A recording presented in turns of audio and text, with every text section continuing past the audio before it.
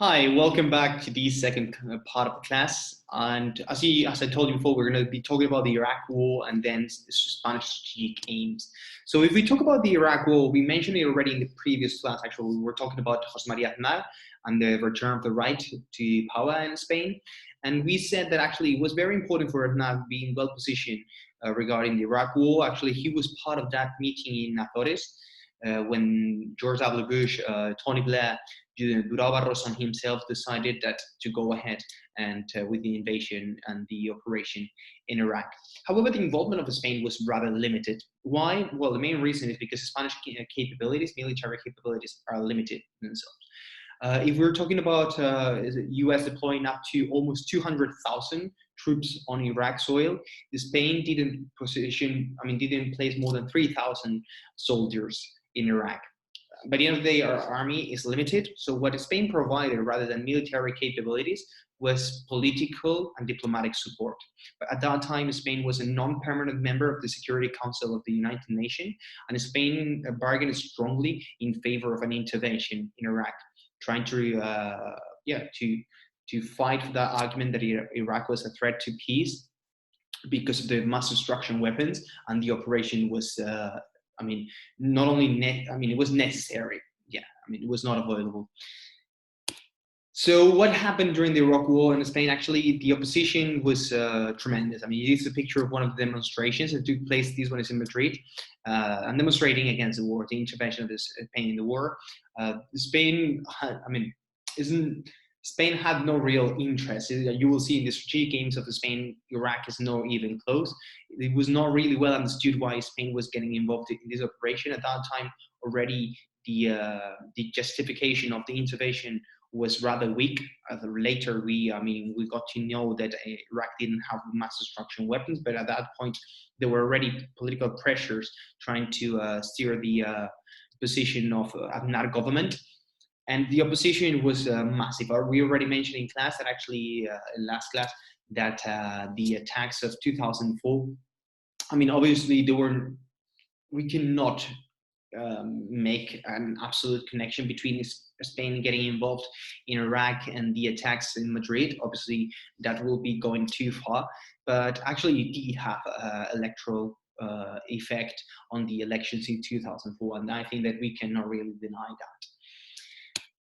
The international impact of Spain getting involved in the Iraq War was also relevant because is what you are seeing there. Spain at that time changed focus from what was natural for Spain, that was focusing in the European Union, to focus more on the United States. Remember that in the Iraq War in 2003-2004, both France and Germany opposed to the intervention. And remember that France and Germany are the engine of the European Union. What most of the decisions of the European Union, most of what happens in the European Union goes through these two countries.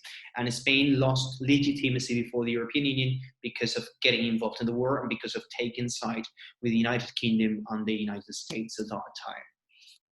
But it's also true that actually the United States are one of the strategic aims, what is one of the priority areas of the Spanish foreign policy.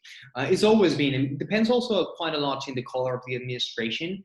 It's also based on the relation between administrations in Spain and in the US. For example, with Donald Trump, the relation with the previous president of Spain was rather good, so to say.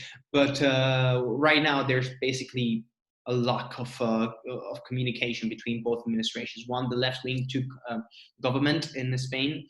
This was disconnected. Actually, it was quite interesting. We're going to talk about Zapatero in 2 weeks' time. And we are going to talk about the Alliance of Civilization. And that was a project proposed by, at that time, Rational Erdogan and the president of Spain, Zapatero, and was actually by the way, backed by Barack Obama administration, and that also closed the ties between the U.S. and Spain. The U.S. does have a military interest in Spain. I don't know if you knew while you were here, but Spain, the U.S. does have a strong, a relatively large military base in Rota, that's to the southwest of Sevilla.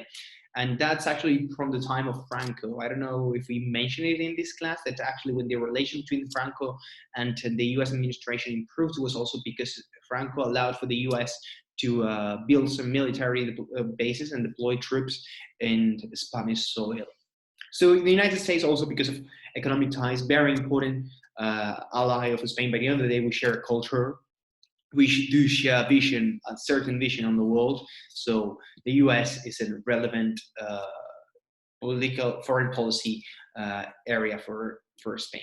What else? Ibero-America. That's actually, I mean, makes a lot of sense. If we talk about Spanish history, Ibero-America, with all the opportunities that it's offered, has to be a priority area. But at the end of the day, we're talking, I mean, if we talk in economic terms, we're talking about a market that is developing, that offers plenty of opportunities for Spanish companies to make business in Ibero-America. And Ibero-America, you can see there in the map. We're talking from Mexico to Argentina to Brazil. So all countries that have a colonial past are connected to Portugal and Spain. And that, obviously, sharing culture there, it's a massive advantage for Spain. Right now, before the coronavirus was hit, actually the European Union was negotiating with countries in the area for more free trade agreements to further strengthen the connections. And obviously, it's not only economic ties, also our political ties. Spain does have that.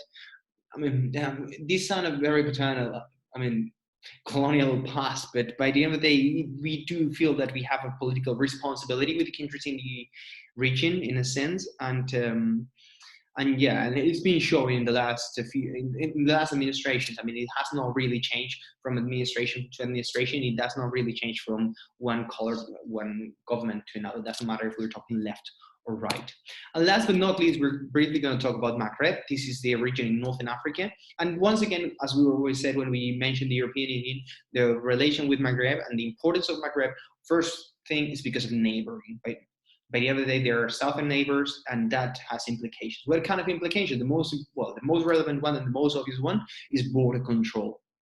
Morocco plays a huge role on controlling migration for Spain. On return, Spain does have commercial ties with Morocco and support to the Moroccan regime by the end of the day. So very important border control, the role that Morocco plays there. Also, in terms of resources, two key resources that are connected to that area of the world. First, actually energy and gas, and natural gas. And in that case, we're talking about Algeria. Algeria is the main provider for natural gas for Spain.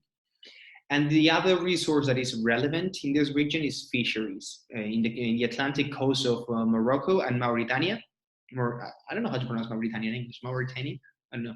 And this country over here, Spanish vessels go to this coast to fish, and by the end of the day, we can fish there in their waters because of trade agreements, because of international agreements with these countries. That in return for financial support, we are allowed to our vessels are allowed to fish in their sea. So, by the end of the day, this region, Maghreb, incredibly important for Spain. Actually, the first visit that any international visit that normally every Spanish president makes, the first country he visits after taking office is always Morocco. And it's because of the, commercial ties, historical ties as well. Be reminded that Spain, Morocco back in the day was a colony of Spain as well. And last but not least, also the border control that nowadays is very important, and the role that Morocco plays preventing illegal immigration making to Spain. So this was about it. I'll see you actually again in 2 weeks, because next week, as you know, is holidays in Spain. We're going to be confined for the holidays. I hope you're doing well. And we'll see you on 2 weeks. If you have any doubt, just send me an email. All the very best. Bye.